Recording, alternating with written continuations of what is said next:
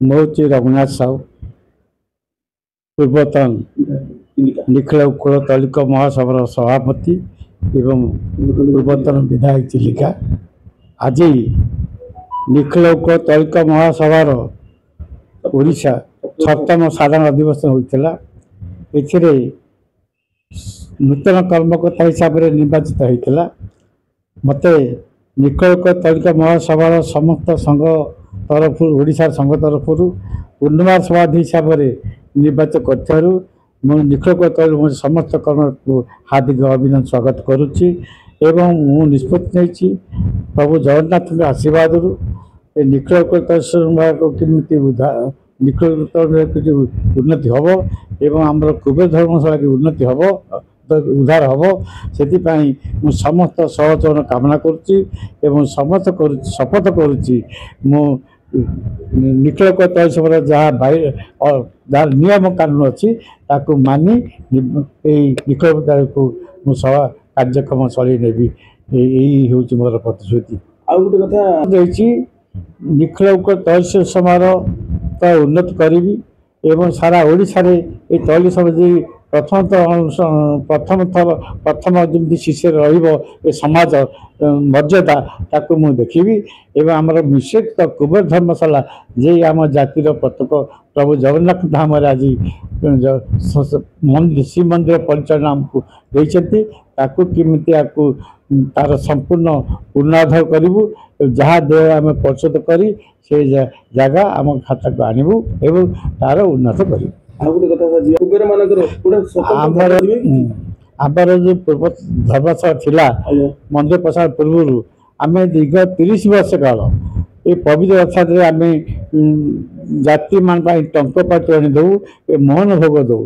ତେଣୁ ଏବଂ ବିଭିନ୍ନ ସାରା ଓଡ଼ିଶାରୁ ଆମର ଜାତି ଭାଇମାନେ ଆସିଲେ ଖୁବ୍ କମ୍ ସମୟ ଭିତରେ ସେଠି ରହନ୍ତି, ଆଜ୍ଞା ପ୍ରଭୁ ଜଗନ୍ନାଥ ଦର୍ଶନ କରନ୍ତି।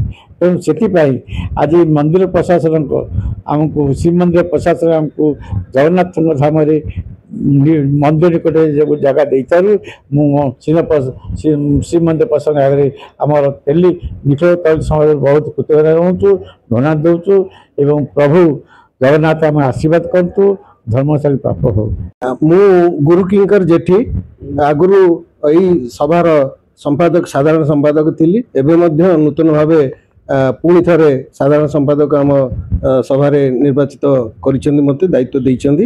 ଆମର 1959 ମସିହାରୁ ଆଜି ପର୍ଯ୍ୟନ୍ତ 66 ବର୍ଷ ହେଲାଣି ନିଖିଳ ଉତ୍କଳ ତୈଳିକ ବୈଶ୍ୟ ମହାସଭା ଦି ଅଲ୍ ଓଡ଼ିଶା ତୈଳିକ ବୈଶ୍ୟ ମହାସଭା ନାମରେ ରେଜିଷ୍ଟ୍ରେସନ ହେଇଛି ମାନେ ରେଜିଷ୍ଟ୍ରେସନ ଅଫିସରେ ଏବଂ ଆମର କୁବେର ଧର୍ମଶାଳା ନାମରେ ଏକ ଧର୍ମଶାଳା ପୁରୀ ଶ୍ରୀ ଜଗନ୍ନାଥଙ୍କ ପୀଠରେ ବର୍ତ୍ତମାନ ସୁଦ୍ଧା ଆସିଛି, କିନ୍ତୁ ତାର ଟିକେ ଆମର ଜଗନ୍ନାଥଙ୍କର ମାନେ ପ୍ରଶାସନ ଅନୁସାରେ ତାର କିଛି ଅସୁବିଧା ଇସ୍ୟୁ ଅଛି।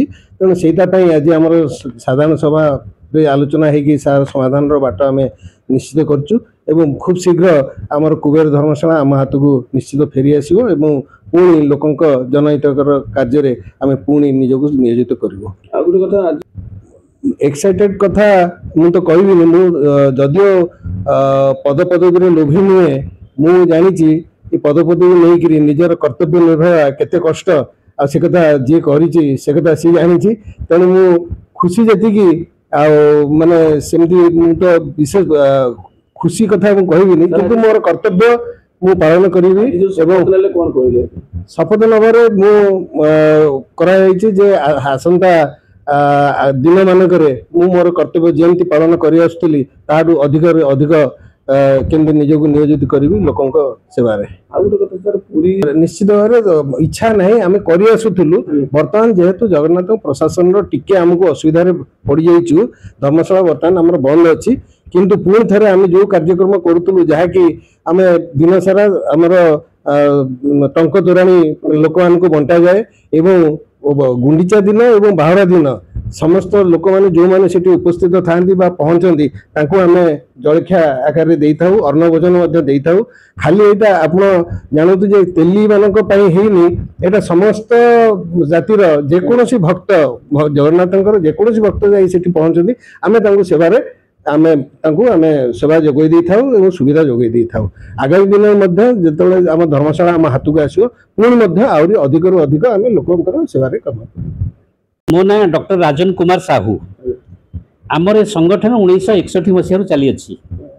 यही संगठन प्रथम उद्देश्य हूँ जे आमर तैलिक वैश्य समाज मध्य गोटे भाईचारा सृष्टि करवा।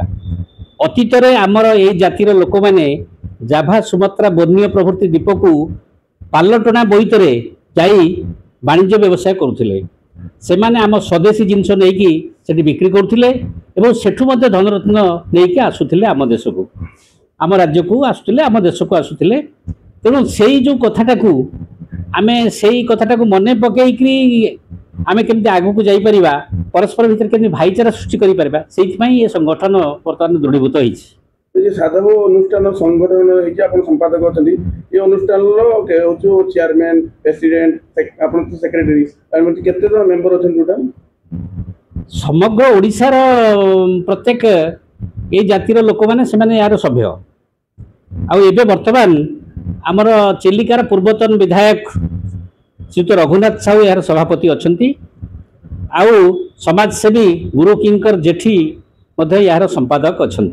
या व्यतीत आमर जने कार्यकारी सभापति अच्छा से ढेंकानाल अंचल श्रीयुत विप्रचरण साहू विप्रवर साहू आउ या व्यतीत आमर उपदेष्टा डॉक्टर अनंत चरण साहू अच्छा। आमर अतिरिक्त साधारण संपादक अच्छा ब्रजबंधु साहू बड़म्बा।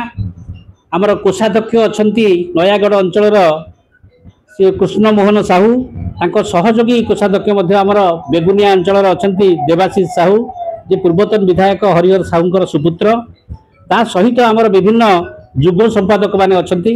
कटकरू जड़े प्रदीप कुमार साहू युग संपादक अच्छा। ब्रह्मपुर जड़े प्रदीप कुमार साहू सी युग संपादक अच्छा। राउरकेलार श्रीयुत दुर्योधन साहू यार युग संपादक अच्छा। या व्यतीत तार विभिन्न सेल अच्छी जमी मु साधव पत्रिकार मुख्य संपादक अच्छी एवं आम गोटे मैनेजिंग ट्रस्टी अच्छी जाजपुर रोड श्रीयुत ऋषिकेश साहू यार मैनेजिंग ट्रस्टी अच्छा। यार लीगल सेल रे पंकज लोचन साहू ढेंकानाल आम रत्नाकर साहू खोर्धा इन सब से अच्छा सहयोग अब्याहत रखिंट।